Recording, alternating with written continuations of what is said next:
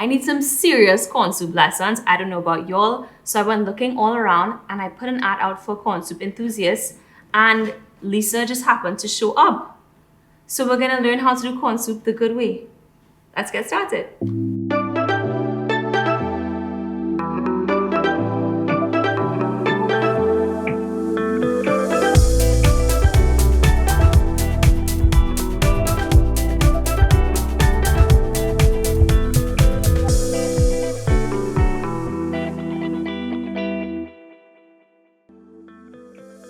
So the kitchen is a little less lonely today, and I'm so happy to have self-proclaimed corn soup enthusiast Lisa here with me. She's gonna help me make some fabulous corn soup. And you may recognize her, she's been on the show before. Lisa, can you just remind the viewers what you bubbled last time you were here? Yes, sure. Hi, Emily. I came here and I was asked to do a fabulous corn soup because corn soup is my ultimate favorite. It's my ultimate favorite soup and it's my ultimate favorite meal. So I came and I bubbled my little special pot for y'all, and I'm back again today to go through the same process. Yeah, we're gonna take it nice and slow. We're gonna do it step by step, because when you're making a corn soup, it's about ingredients being fresh, cut up, ready to go, but also it's about layering in those flavors and making sure that we work them all together to get the best possible product. And we're using some fabulous fresh ingredients here today, and we're using some products from cuisine that you can find at massy stores nationwide. So let's jump right in. All right, so first things first, we're starting off with our cuisine yellow split peas. How much do you think we're gonna need for, we're doing like kind of like a small-ish pot, because there's only 2 of us eating today. How much do you think we're gonna need? Well, for this size pot and this amount of soup, I think just 2/3 cup would be sufficient. All right, so like this much. Yes. We're gonna give this a rinse, but why do we even use split peas in the first place when we're doing corn soup? Well, it helps to make the soup thicker, and it's really up to you to decide how thick you want your soup to be. So if you want it to be a little thicker, then obviously you use more split peas. Got it. And then we're using the pressure cooker today to burst these. So the whole process will be about 10 minutes to get these nice and cooked and ready to go. Yes. Cool. Okay, so we have the 2/3 of a cup of the cuisine yellow split peas, and I just gave them a rinse in the sink. So we're adding this to this massive pressure cooker. So how many cups of water do you think we're gonna need for the 2/3 of a cup? I think about 6 cups should be okay, just to make sure that the water doesn't boil down while it's pressure cooking. All right, cool. So I'll do the honors. we're cooking together. All right, cool. So that should be about 6 cups. Nice, awesome. So now I'm just gonna close this up and then put it on like a medium flame and allow this to pressure cook for about 10 minutes or so until the pressure cooker tells us it's ready. Okay, so our split peas have burst in our pressure cooker. Took a little bit longer. How long did you say? Oh my god, it was like an hour. So just for a word of advice, perhaps put these split peas on in advance before you start prepping your veggies. Or if you have some already done in the freezer, pull those out and you're good to go. So we have them simmering here, and we're gonna continue on building the base of the soup. Yeah? Yes. All right, Lisa, so we have these split peas done and set aside here. We probably took about a half a cup of these split peas that we actually used, right? Yes, yes. So yeah, walk me through what's next. Okay, first step is we're gonna heat the oil. We have our cuisine soybean oil. Just throw in a dash of oil. Nice. Make sure you cover your And then we have like a nice cornucopia of colors and seasonings. Yeah, so we'll walk us through. Okay, so here we have some side mixed with shadow benny, pimento, onion, a little sprinkle of parsley, and we also have parsley mixed with celery. So we will just start throwing things in. Cool. Just start throwing things in. That is usually the easiest method. Feels nice. Somebody's cooking for me today. Now it's time for the kitchen to start smelling around good. Yes. Alright, so she just added some onions, and now she's putting in some of the shadow benny inside. We have the green, and of course we cannot forget the true Trinidadian specialty, the garlic. Yep, and Lisa told me when we were doing all the prep before, she's like, she's a little heavier on the garlic. And a little heavier on the garlic. That and I know that's fine by me. I know that's something that all of y'all are accustomed to. And lastly, the pimento. Nice.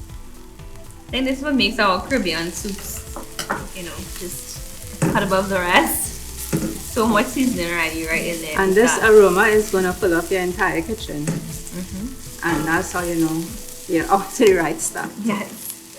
And what I usually like to do, Emily, is keep back a little bit of the seasonings for the end. Right. So I wouldn't use everything now. Pro tip.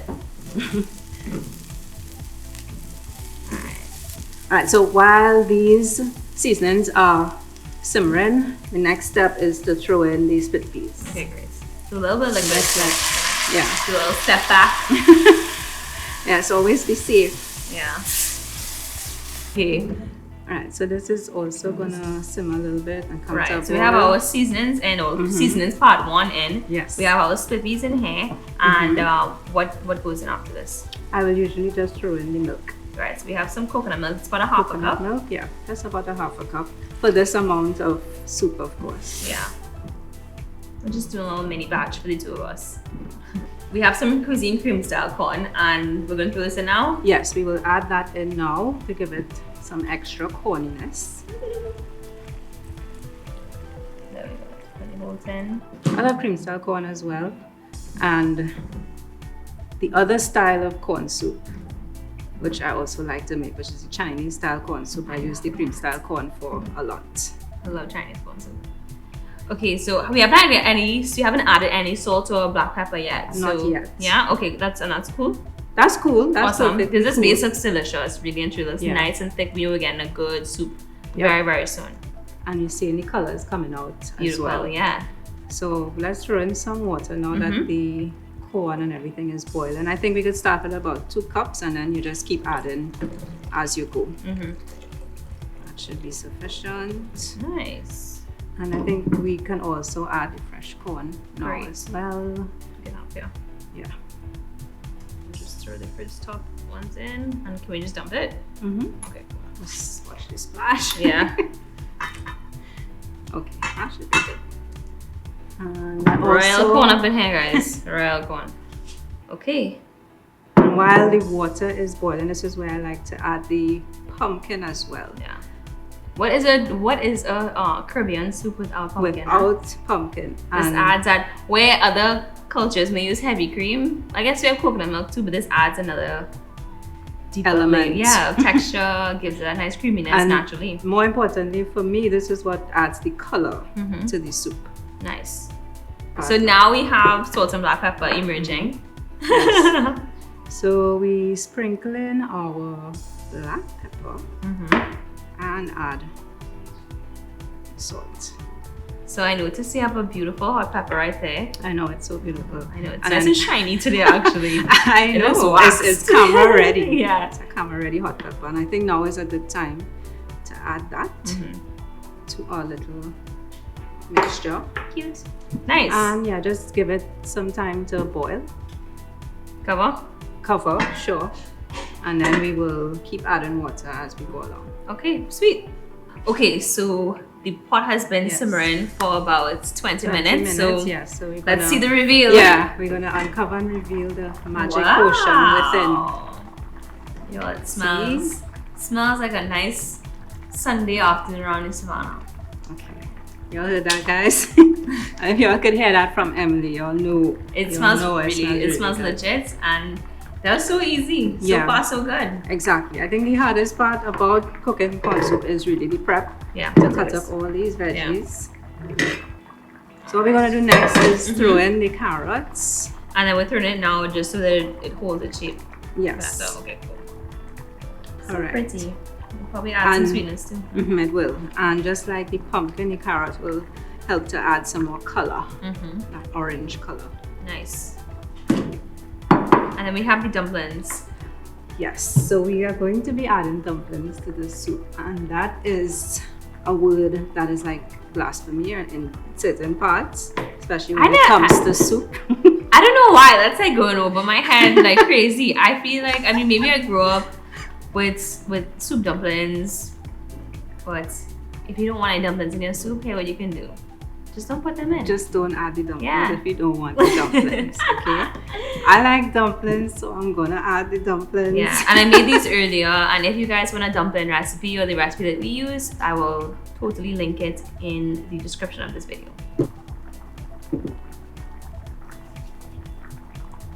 I like dumplings personally because they add a little more starchiness to the soup, and they just taste good, keep you fuller for longer. I like dumplings because they just taste good. Why do you like dumplings? Tell us below. And this is the moment that we get to throw in the last bit of our seasoning. So some garlic going in. Yep.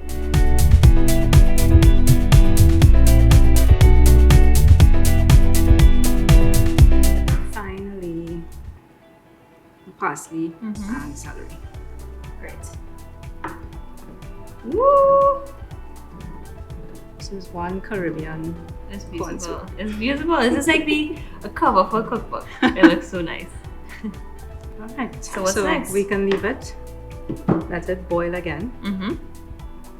Check it back maybe in 10 minutes or so? In about 10 minutes. Okay, sweet. See you guys at the finish line. Okay, so another 15 minutes has passed. Cannot wait to open this pot. We have our bowls ready. And would you like to do the reveal? Oh my gosh, yes. Woo! Look at this boy. Nice. Yeah, so you feel free to give it a stir or two. Well, boy, Lisa, I'm so glad I found you. So Emily, have you ever made corn soup before?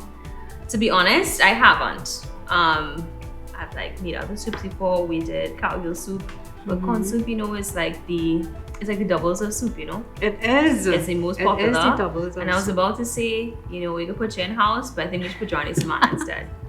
Actually, how I fell in love with corn soup was I tasted it around the Savannah a couple of years ago, and I was hooked for life. I Okay. was hooked for life. Boom. And that is what sets the standard for me of what tastes like a good corn soup. Great. So, should we cut the heat and try this? Absolutely. All right, let's go.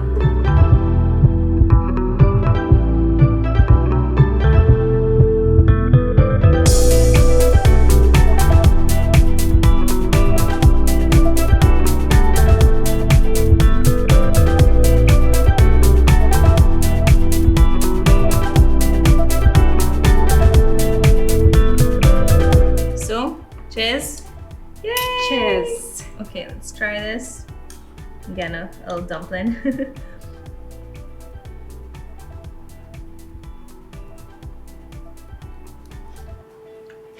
Yes. Mhm. Yes. Now, this is my recipe, so I don't want to get all excited. Let's wait to hear what Emily has to say. Perfect. Fresh. The sweetness of the carrots is still maintained because we put them in after. Yes. It has a nice balance of flavors. You're getting the corniness for sure. Has a good body. This is a beautiful soup. It's not hearty or thick, but it's not any kind of thin and wimpy soup either. This is Exactly. really great, delicious. All the veggies you're tasting all the flavors. Lisa. And it's not too hot. Good thing we found Right, that the hot pepper. in Just the time. right amount of spice, the pimentos in there. Yes. Ah, well, Lisa, thank you so much for coming here You're and welcome. teaching me your Thanks for having fabulous ways. I feel like that was the word that we used most this episode. Your wonderful ways, and I will definitely be making this on my own for the You future should. to come. Yeah.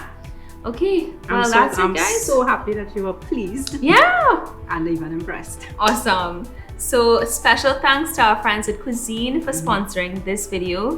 Cuisine products can be found in all Massy stores nationwide. And it's always a pleasure having you guys in the kitchen with me. And I will see you next time. Bye. Bye.